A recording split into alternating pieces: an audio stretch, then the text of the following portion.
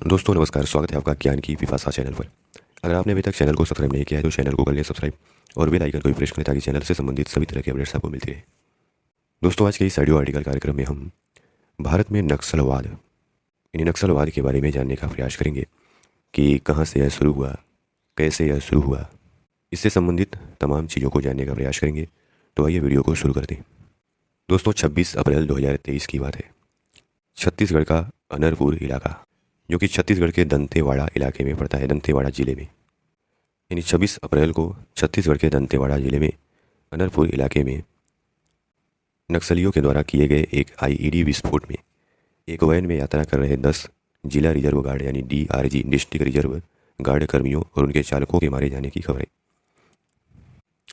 यानी 26 अप्रैल 2023 छत्तीसगढ़ का अनंतपुर इलाका, नक्सलियों ने जवानों से भरी एक गाड़ी को आईईडी से उड़ा दिया। इस हमले में 10 जवान और एक ड्राइवर की मौत हुई। पिछले कई दशकों से सिर्फ जगह और मरने वालों की संख्या बदलती है, नक्सली हमले बदस्तूर जारी है। दोस्तों दैनिक भास्कर के द्वारा किए गए एक रिसर्च के माध्यम से हम इस पूरे नक्सलवादी आंदोलन को समझने का प्रयास करते हैं। आखिर ये नक्सली कौन है और चाहते क्या है, माओवाद और नक्सलवाद में क्या फ़र्क है, दैनिक भास्कर इस पर रिसर्च करके आया है।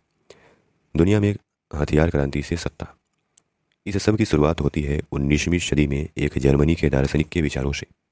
आपने सुना होगा कार्ल मार्क्स के बारे में, तो यही है जर्मनी यानी जर्मन दार्शनिक कार्ल मार्क्स। तो इन सब की शुरुआत होती है 19वीं सदी में एक जर्मन दार्शनिक के विचारों से, जिसका नाम है कार्ल मार्क्स। कार्ल मार्क्स ने 2 किताबें लिखी, कम्युनिस्ट घोषणा पत्र और दास कैपिटल, और इन 2 किताबों के द्वारा करोड़ों लोगों की ज़िंदगी बदल दी। कार्ल मार्क्स का कहना था कि पूंजीवादी समाज में संघर्ष होगा और मजदूर यानी सर्वहारा वर्ग पूरी दुनिया में पूंजीपतियों यानी कि बुर्जुआ वर्ग को हटा करके उत्पादन के साधनों पर कब्जा कर लेगा। मार्क्स ने कहा कि पूंजीवादी समाज में संघर्ष होगा और मजदूर यानी सर्वहारा वर्ग पूरी दुनिया में पूंजीपतियों यानी बुर्जुआ वर्ग को हटा करके उत्पादन के साधनों पर कब्जा कर लेगा। धीरे धीरे दुनिया में न कोई वर्ग बचेगा और न ही राज्य। इसे कम्युनिज्म या साम्यवाद कहा गया। इसी विचारधारा पर 1917 में रूस की क्रांति होती है, जिसका नेतृत्व व्लादिमीर लेनिन करते हैं। लेनिन ने उस वक़्त रूस के राजा निकोलस द्वितीय को हटा करके पूरे देश पर कंट्रोल कर लेते हैं। लेनिन को सर्वहारा वर्ग अपना मसीहा मानने लगा। सोवियत रूस के ही पैटर्न पर चीन में भी माओ त्से-तुंग ने किसानों को साथ लेकर के जमींदारों के खिलाफ क्रांति कर दिया। इस जंग में जीत के साथ 1949 में चीन की क्रांति सफल होती है और माओ त्से-तुंग चीन की सत्ता हासिल कर लेते हैं। 20वीं सदी में क्यूबा और अन्य देशों में भी सर्वहारा वर्ग ने शासन करने वालों को उखाड़ फेंका और उत्पादन के साधनों पर कब्जा जमा लिया। सर्वहारा वर्ग से भरी इस दुनिया में कम्युनिज्म फैलने लगा। दुनिया में कम्युनिज्म फैलता जा रहा था। उसी दौरान भारत में एक जमींदार के घर चारू मजुमदार का जन्म हुआ। 1918 की बात है। हम भारत में नक्सलवाद आंदोलन की शुरुआत के बारे में पढ़ रहे हैं। चारू मजुमदार को शुरुआत से ही जमींदारों और पूंजीपतियों से चिढ़ थी। उन्होंने 1937-38 में कम्युनिस्ट पार्टी ज्वाइन की और देश को जमींदारों के चंगुल से आज़ाद कराने की ठान ली। चारू ने 1946-47 के तेभागा आंदोलन में बढ़ चढ़कर हिस्सा लिया और यह आंदोलन बटाईदार किसानों को फसल के 1/3 हिस्से के बजाय 2/3 हिस्सा दिलाने के लिए था। 1950 में चारू मजुमदार को जेल जाना पड़ा और वहाँ उनकी मुलाकात कानू सान्याल से हुई। कानू एक युवा छात्र थे जिन्होंने हाल ही में IAS की परीक्षा दी थी। कानू सान्याल ने उस वक्त बंगाल के मुख्यमंत्री विधान चंद्र राय के खिलाफ प्रदर्शन कर रहे थे और काले झंडे दिखाई थे। इसी जुर्म में गिरफ्तार हुए थे। यहाँ चारू मजुमदार की पक्की विचारधारा और कानू सान्याल के गर्म खून का मिलन हुआ और दोनों ने एक दूसरे की आइडियोलॉजी समझी। दैनिक भास्कर रिसर्च में कहता है कि जेल से छूटते ही कानू ने कम्युनिस्ट पार्टी ज्वाइन कर ली। नक्सलवाड़ी गांव से नक्सलवाद आंदोलन की शुरुआत हुई थी। ये जो नक्सलवाद शब्द है वो पश्चिम बंगाल के दार्जिलिंग जिले में एक गांव है नक्सलवाड़ी, वहाँ से इस आंदोलन की शुरुआत होने की वजह से 1967 की बात है। वेस्ट बंगाल यानी पश्चिम बंगाल में कम्युनिस्टों की सत्ता थी और किसान आंदोलन अपने उफान पर था। इससे घबराए जमींदारों ने बटाईदार किसानों को अपनी ज़मीन से बेदखल करना शुरू कर दिया। इन्हीं में से एक किसान था बिगुल। उसने अपने पक्ष में केस जीत लिया, लेकिन दबंग जमींदार ईश्वर टिकी ने उसे कब्जा देने से मना कर दिया। इसके बाद मार्क्सवादी कम्युनिस्ट पार्टी के लोकल लीडर्स ने किसानों के हथियारबंद दस्ते बनाकर जमीनों पर कब्जा शुरू कर दिया। इसका नेतृत्व करने वाले चारू मजुमदार और कानू सान्याल थे। चारू को नक्सलवाद का पिता और कानू को पहला नक्सली माना जाता है।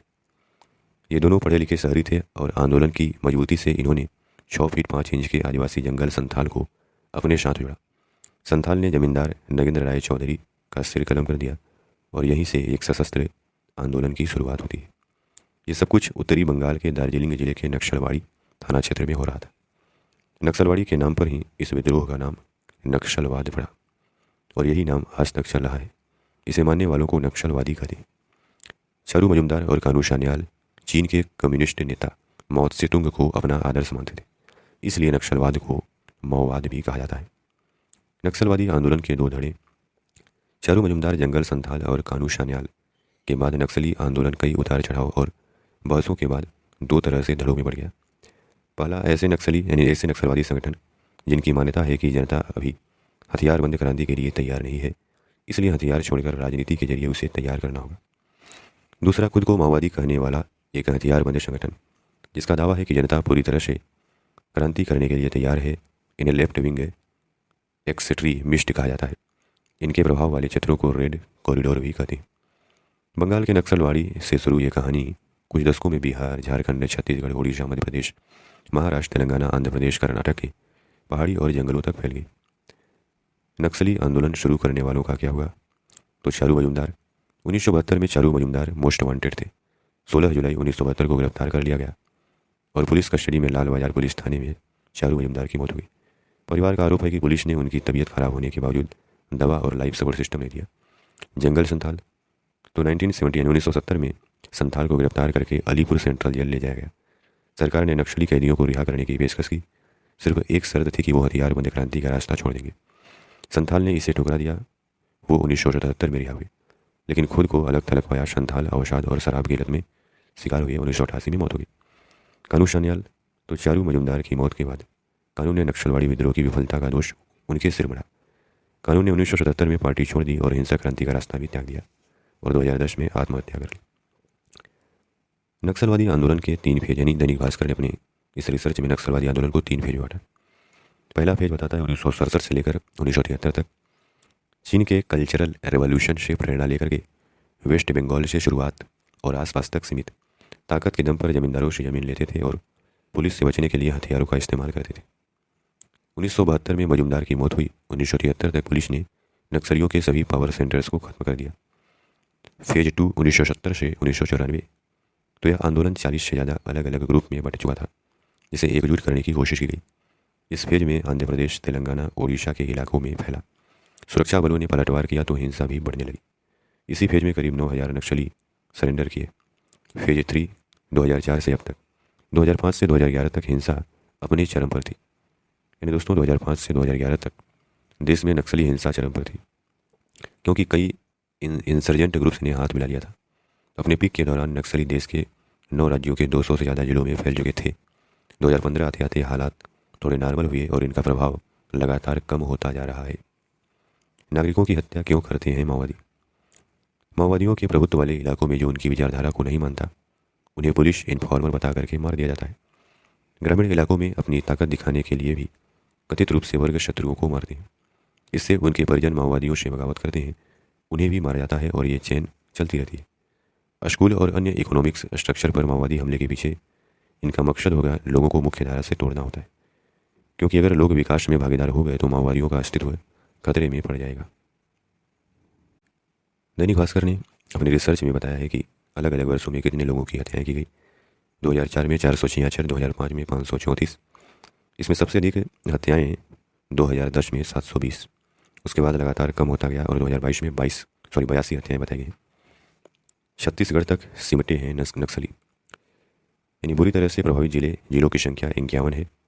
कम प्रभावित जिले 18, आशंक प्रभावित जिले 62, टारगेटेड जिले 34।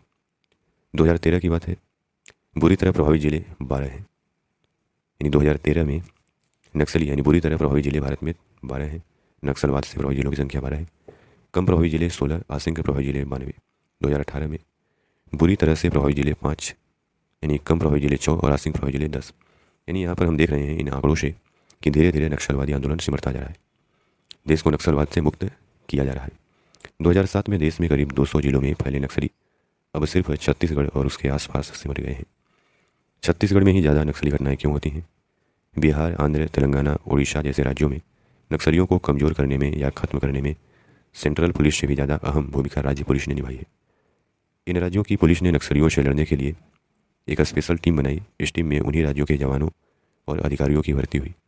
इनको नक्सलियों के खिलाफ लड़ने के लिए स्पेशल ट्रेनिंग और मॉडर्न हथियार दिए गए। इसकी वजह यह है कि स्थानीय पुलिस को लोकल क्षेत्र की जानकारी होती है। इन क्षेत्रों में उनका इंटेलिजेंस नेटवर्क होता है। छत्तीसगढ़ में यह प्रोसेस लेट शुरू हुआ। पड़ोसी राज्यों में पुलिस ऑपरेशन चलाए जाने के बाद नक्सली छिपने के लिए छत्तीसगढ़ की ओर भागे। इस तरह छत्तीसगढ़ नक्सलियों का मुख्य अड्डा बन गया। रिसर्च में दैनिक भास्कर कहता है कि छत्तीसगढ़ में अब इस तरह की घटना ज़्यादा इसलिए हो रही है क्योंकि बाकी राज्यों की तरह अब यहाँ नक्सलियों के खिलाफ बड़े स्तर पर ऑपरेशन चलाए जा रहे हैं।